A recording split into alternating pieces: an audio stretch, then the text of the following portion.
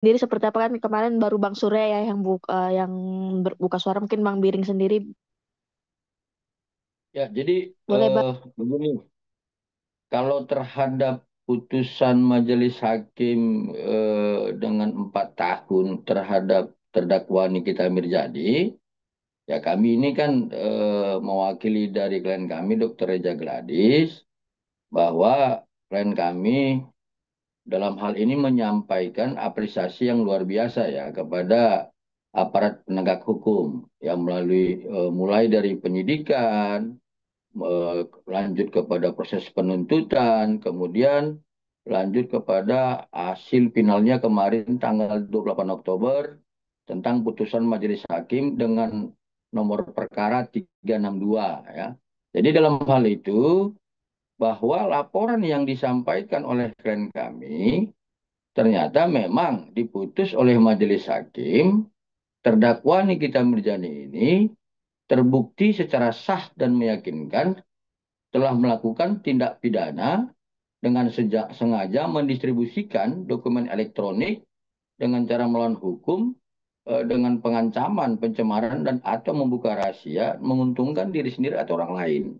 Ya, jadi saya pikir ini adalah hal yang menurut kami ya, mewakili Dr. Reza Gladis, adalah satu hasil yang selama ini disampaikan kepada banyak orang bahwa klien kami ini adalah orang yang bersalah dan sebagainya. Ternyata putusan pada tanggal 28 Oktober kemarin terbukti bahwa terdakwa Nikita Mirzani telah terbukti melakukan tindak pidana. Seperti itu. Oke, Bang, ini kan ketika setelah ada hasil putusan, mungkin memang mungkin dijelasin sedikit Bang, biar semua paham. Karena gini, Bang, memang hakim tidak pernah menyebutkan kalimat pemerasan, tapi kan jelas bahwa ya pemalakan pemaksaan bagian dari pemerasan. Mungkin bisa sedikit dikasih gambaran Bang ke semua juga Bang, biar pada ngerti Bang. Baik ya, jadi begini ya teman-teman ya, pasal 27B ayat 2 itu salah satu unsurnya adalah menguntungkan diri sendiri dan atau orang lain ya. Kemudian dilanjutkan dengan unsur yang lain yaitu menginginkan barang orang lain sebagian atau seluruhnya. Ya, jadi kalau kemudian ada perbuatan yang ingin menguntungkan diri sendiri atau orang lain terhadap milik orang lain, kan itu sama saja perbuatan yang melakukan pemahakan ya, pemerasan ya. Jadi relevansinya itu dalam perbuatan pidana dalam konvensional adalah pasal 369 KUH pidana. Tapi karena perbuatan ini menggunakan media sosial, ya dokumen elektronik dan informasi elektronik, sehingga kemudian ini dipakai pasal 27B ayat 2. Jadi jangan nanti ada terkesan bahwa ini kan hanya pelanggaran Undang-Undang ITE, bukan seperti itu ya. Memang ini adalah pelanggaran Undang-Undang ITE, tetapi di situ ada unsur ya menguntungkan diri sendiri atau orang lain dan menginginkan barang orang lain sebagian atau seluruhnya. Ya, jadi unsur itu sudah menjelaskan ya dapat kita tafsirkan itu adalah unsur perbuatan pemerasan ya dengan pengancaman, pencemaran atau membuka rahasia. Seperti itu. Oke, yang lain mau nanya.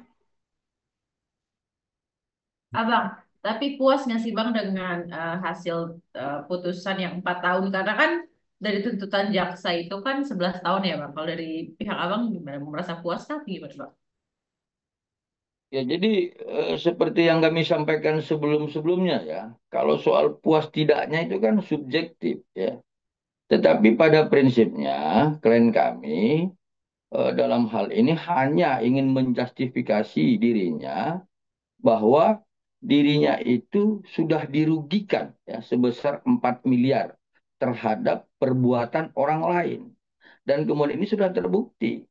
Kalau soal jumlah hukumannya itu bukan konsentrasi daripada klien kami, tetapi ini hanya sebuah penjustifikasian melalui instrumen hukum. Ini loh, saya dirugikan terhadap perbuatan orang lain.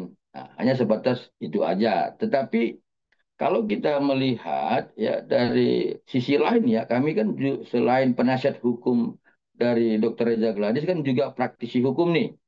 Ya kalau melihat dari tuntutan 11 tahun, kemudian dengan putusan 4 tahun, lalu kemudian dikaitkan dengan pertimbangan majelis hakim dalam amar putusannya, ada beberapa hal yang menurut kami itu harus kami kritisi. Ya, salah satunya begini. Di dalam pertimbangan majelis hakim tentang unsur pasal 3 Undang-Undang 8 tahun 2010 ada disebutkan 3 unsur. Ya, satu setiap orang ya itu dinyatakan telah terbukti. Kemudian unsur yang kedua disampaikan majelis hakim tentang penempatan, membayar, mentransfer ya. Dan itu juga dikatakan majelis hakim dalam pertimbangannya telah terbukti dan sah dan meyakinkan. Nah, yang terakhir unsur yang tentang soal menyamarkan asal usul harta kekayaan ya. Seharusnya menurut kami ya, sebelum masuk unsur ketiga itu ada unsur sebelumnya, yaitu tentang patut diduga bahwa harta kekayaan itu berasal dari tindak pidana ya. Artinya unsur ini sepertinya bukan dihilangkan ya, bukan sepertinya, tapi memang tidak ada, ya, tidak ada. Ya seharusnya majelis hakim tidak hanya menempatkan 3 unsur, tapi 4 unsur.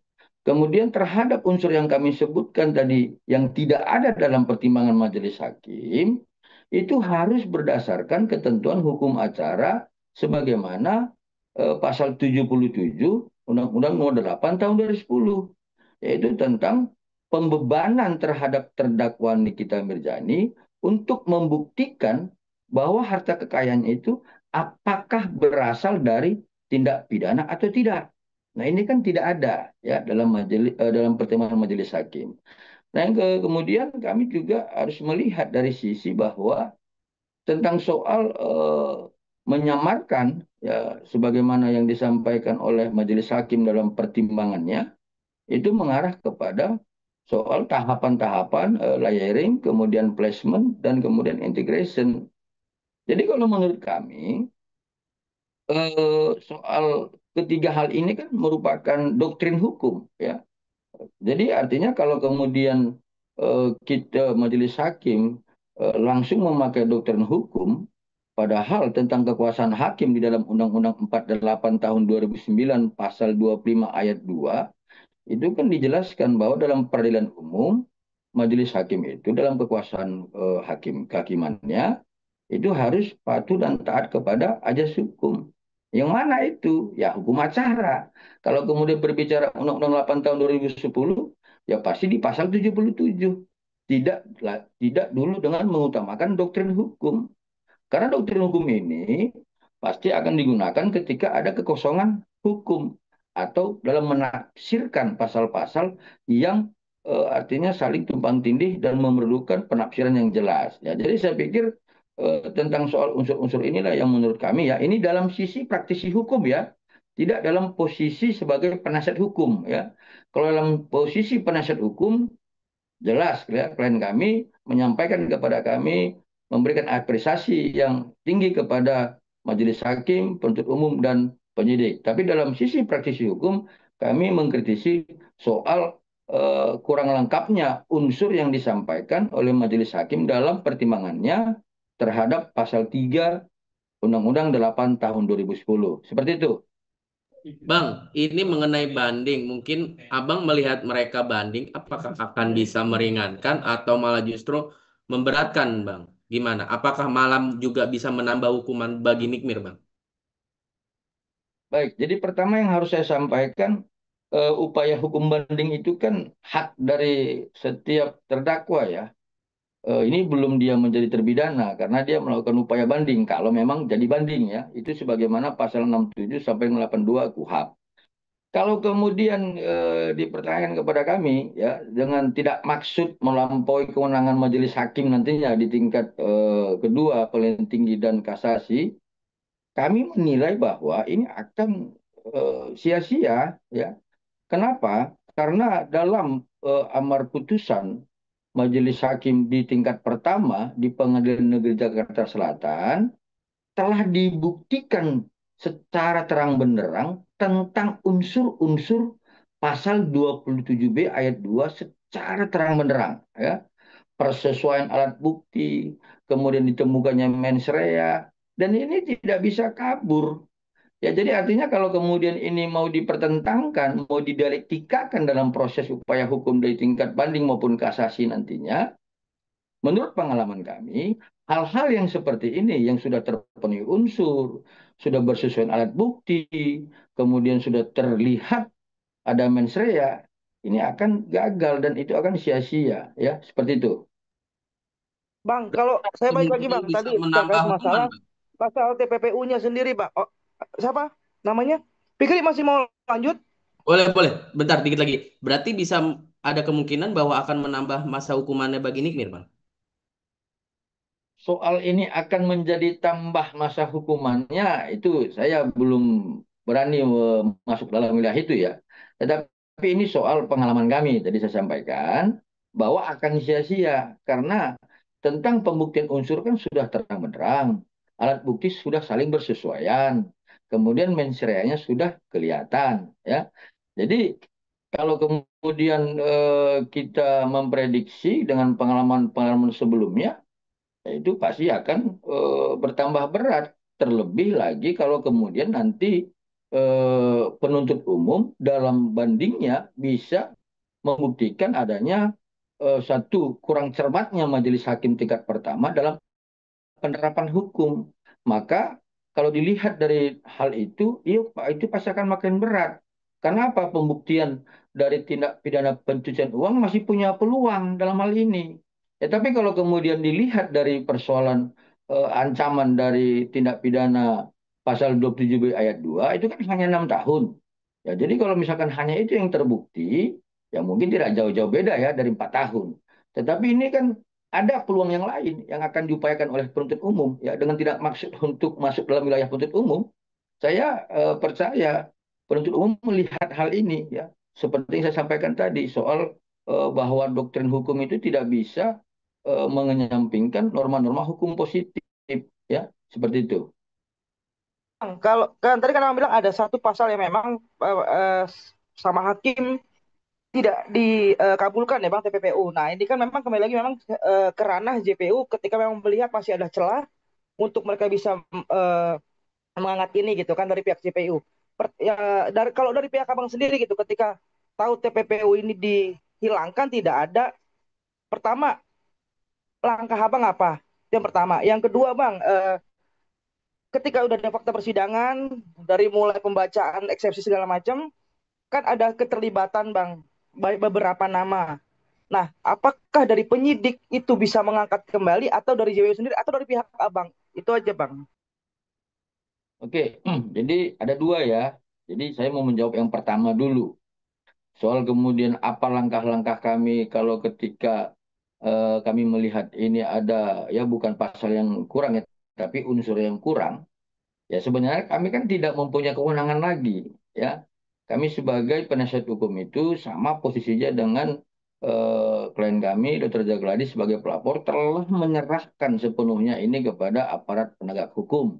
Dalam hal ini kepada jaksa penuntut umum sebagai pengacara negara yang mewakili pelapor saksi korban. Ya, jadi itu tidak akan kami masuk dalam wilayah itu.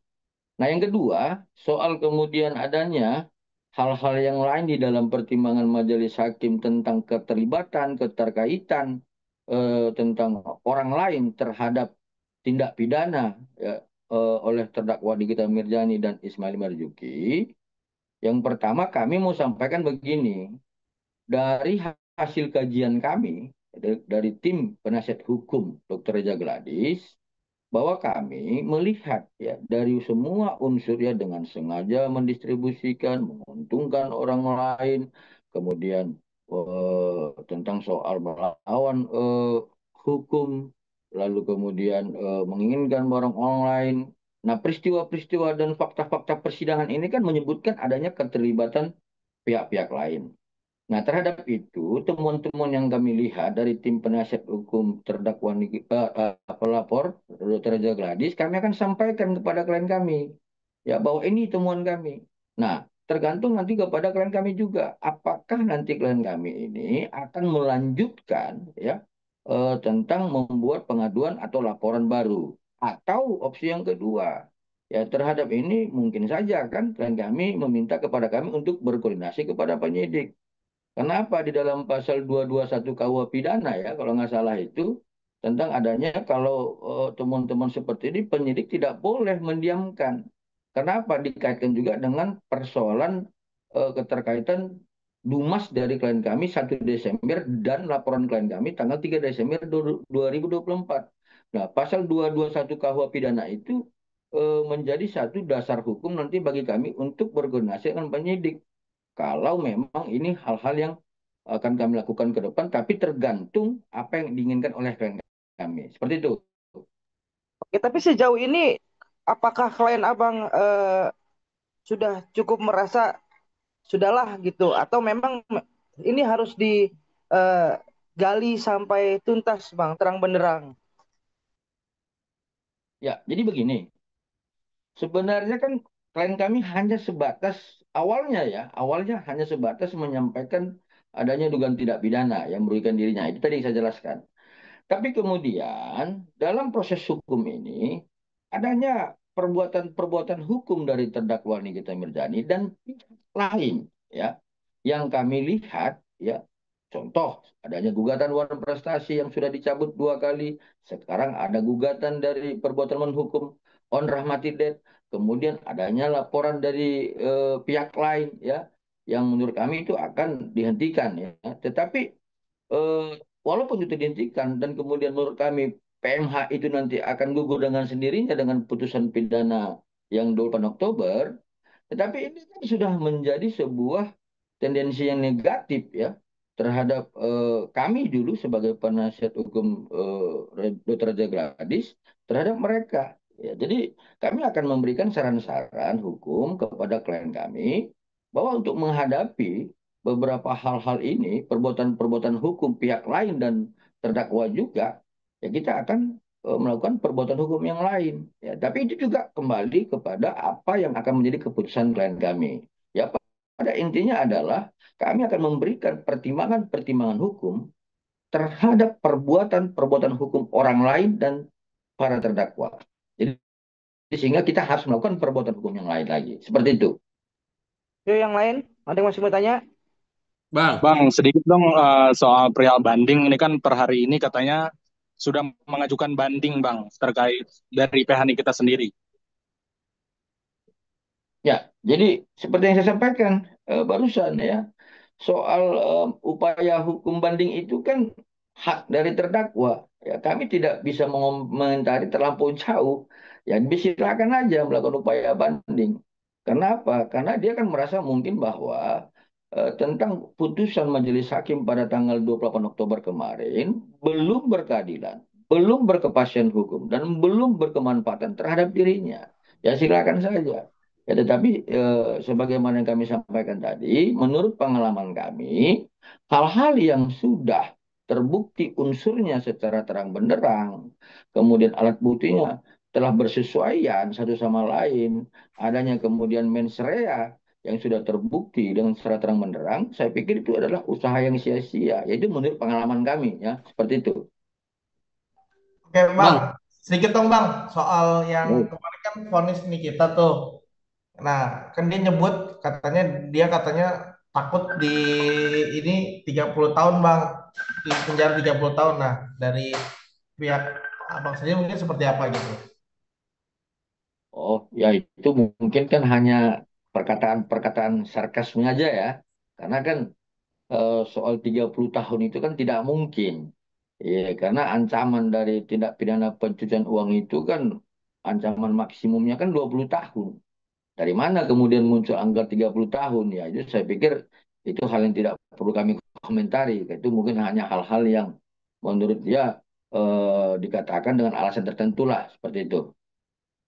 Bang, tapi melihat dari pihak Nikita sendiri, Bang, mereka berkeyakinan bahwa semua bukti-bukti dan fakta-fakta yang memang belum terungkap atau fakta baru tuh akan diserahkan, Bang. Itu gimana, Bang, melihat hal itu, Bang? Nah, itu bagus ya. Jadi bagus. Jadi karena persidangan ini kan sebenarnya dalam hukum pidana itu adalah mencari kebenaran material gitu. Nah, artinya apa? Terhadap apa yang disampaikan oleh pihak terdakwa Nikita Mirzani tentang bahwa akan disajikan bukti-bukti yang baru, alat bukti yang baru, nah, itu memang hal yang bagus sebenarnya. Tetapi yang perlu kami ingatkan bahwa tentang alat bukti yang telah disajikan dalam persidangan kemarin, yang sudah terungkap dalam fakta-fakta persidangan, salah satunya itu adalah merupakan alat bukti elektronik. Ya, alat bukti elektronik ini yang diperoleh dari hasil ekstraksi digital forensik keempat handphone yang dilaporkan oleh klien kami. Ya, dari situ kan ada satu proses tahapan scientific investigation crime. Jadi di situ adalah bukti yang sangat ilmiah gitu. Jadi kalau kemudian ada bukti-bukti yang lain yang dapat mempertentangkan bukti ilmiah sebagaimana alat bukti elektronik yang disajikan oleh penuntut umum, ya silakan, nggak ada masalah. Tetapi kalau bukti ilmiah itu kan harus dilawan dengan bukti ilmiah, karena nggak boleh juga kan bukti ilmiah dilawan dengan omon-omon. Nanti kan itu majelis hakim tingkat tinggi dan kasasi akan menolak itu dan tidak akan mempertimbangkan. Ya lawanlah bukti ilmiah dengan alat bukti ilmiah seperti itu.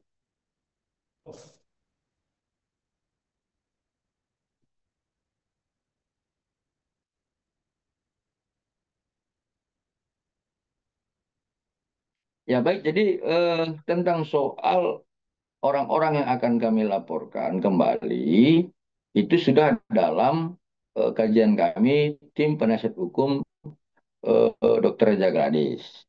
Soal apakah kami sudah berkomunikasi sudah melalui handphone ya karena saya masih di luar kota. Tetapi terhadap ini kan kami harus secara serius untuk mendiskusikannya. Karena apa? Sebenarnya kan kembali juga terhadap sifat klien kami ini kan tidak mau sebenarnya membenci, mendendam, dan sebagainya. Tetapi kami harus memberikan nasihat-nasihat hukum. Karena apa? Karena terhadap proses hukum dalam dakwaan terdakwa Nikita Mirzani yang sudah diputus kemarin, ada lagi perbuatan hukum pihak lain dan perbuatan hukum terdakwa Nikita Mirzani dalam gugatan perbuatan melawan hukum. Ya seharusnya itu kan kami harus lakukan perbuatan-perbuatan hukum lagi. Jadi kemudian agar ini semakin menguat perbuatan hukum dari klien kami, maka kami harus melakukan perbuatan hukum terhadap orang lain yang terkait di dalam peristiwa pertimbangan majelis hakim dalam putusan pada tanggal 28 Oktober kemarin. Ya, seperti itu.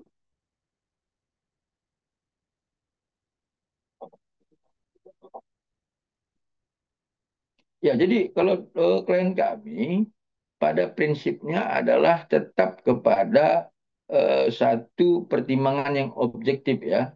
Tapi kalau dari handphone kami berkomunikasi mungkin belum secara terang-menerang kami sampaikan. Nanti akan kita lihat apa respon beliau. Karena pada prinsipnya kalau beliau itu melihat hal-hal yang objektif, dia akan bersedia untuk melakukan perbuatan-perbuatannya. Tetapi kalau misalkan menurut dia ini tidak objektif dan itu mengarah kepada subjektivitas, ya seperti biasa, sifat klien ini kan tidak akan mengindahkan itu. Ya, jadi kita tunggulah apa nanti pendapat dari Dr. Jagladis terhadap apa yang kami temukan melalui putusan Majelis Hakim pada tanggal 28 Oktober kemarin. Seperti itu.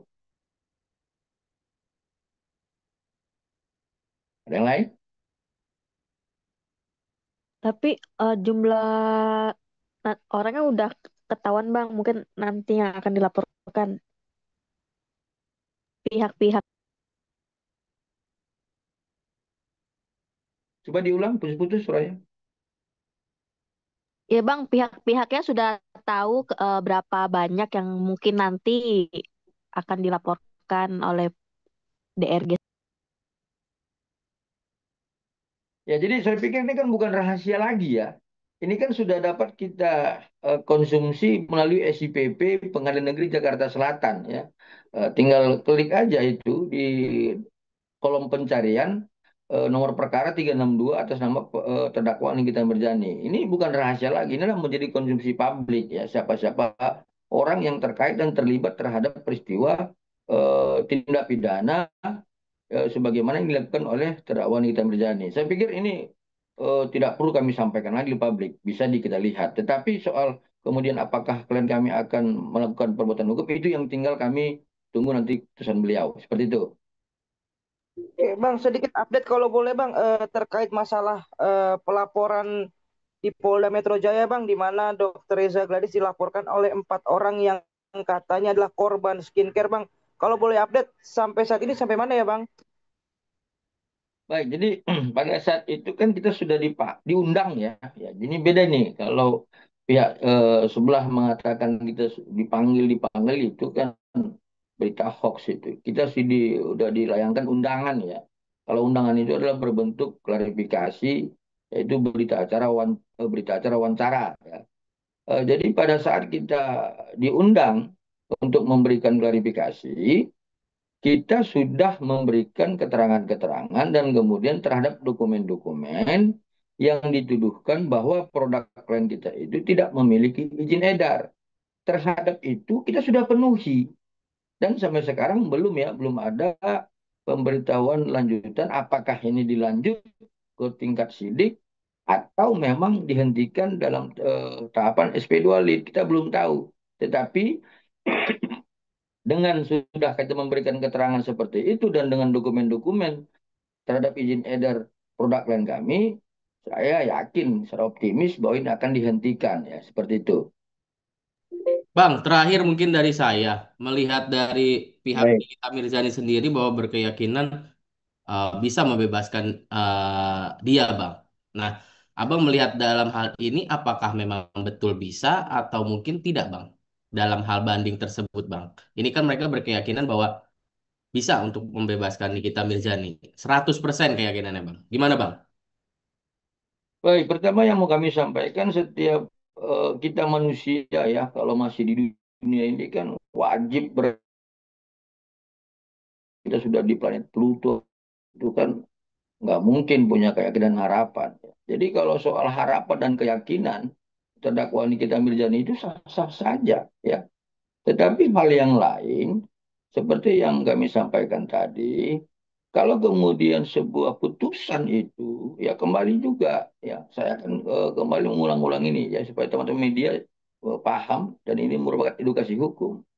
Kalau alat buktinya itu sudah bersesuaian satu sama lain ya sebagaimana 184 KUHP, kemudian tentang soal mens rea sudah terbukti, lalu kemudian adanya unsur-unsur yang sudah secara terang-benderang yang diungkapkan dalam fakta persidangan, menurut pengalaman kami, sekali lagi ya, menurut pengalaman kami, harapan-harapan untuk bebas dan keyakinan-keyakinan untuk bebas itu pasti akan sirna. Ini pengalaman loh. Ya, tapi kecuali ya seperti yang kami katakan barusan, kalau ada alat bukti yang lain ya yang menurut terdakwa Nikita Mirzani dan timnya bahwa bisa mematahkan bukti ilmiah ya seperti alat bukti elektronik, ya kemungkinan itu ada. Tetapi kalau menurut kami, kalau misalkan tidak ada bukti ilmiah lain yang bisa mematahkan alat bukti elektronik, saya pikir ini keniscayaan ya, bukan keyakinan. Seperti itu. Berarti artinya dari pihak Abang 100% ini tidak akan berhasil bandingnya, Bang. Ya kita nggak bisa bilang 100% sekarang ya. Karena kan kita nggak tahu kalau ke depan eh, terdakwa Nikita Mirzani bisa membawa bukti-bukti baru yang bisa mematahkan alat bukti ilmiah tadi, yaitu alat bukti elektronik. Ya alat bukti elektronik itu nggak boleh bohong ya. Kita saling WhatsApp, itu akan terekam dan menjadi hasil cetakan dari menjadi alat bukti elektronik berdasarkan digital forensik. Itu nggak bisa bohong. Ya kalau ada alat bukti yang lain yang bisa mematahkan itu, ya boleh itu. Silakan berkaitan dan saya akan dukung itu. Tapi kalau kemudian tidak ada alat bukti ilmiah lainnya yang bisa mematahkan ini, susah. Menurut saya seperti itu.